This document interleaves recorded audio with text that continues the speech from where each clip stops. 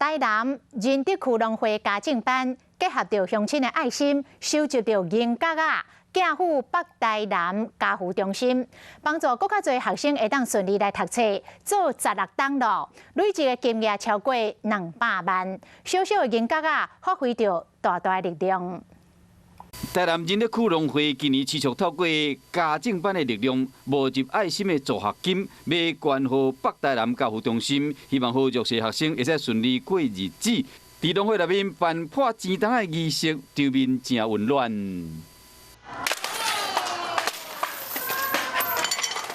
已经是170几万哦，我相信今年啦一定会达到目标吼。伫这个200万遐吼，迄是阮的目标。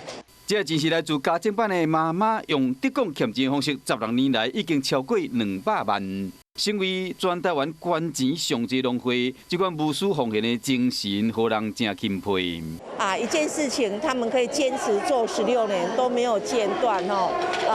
我请秀珠姐讲，1块会当做啥？1块就是安尼吼，累积成16年，1块变成是一座金银山吼。 透过寄付的善心行动，唔但好弱势人得到帮助，嘛互咱了解到讲，这个小小的银角啊，若集中起来，力量嘛是真可观。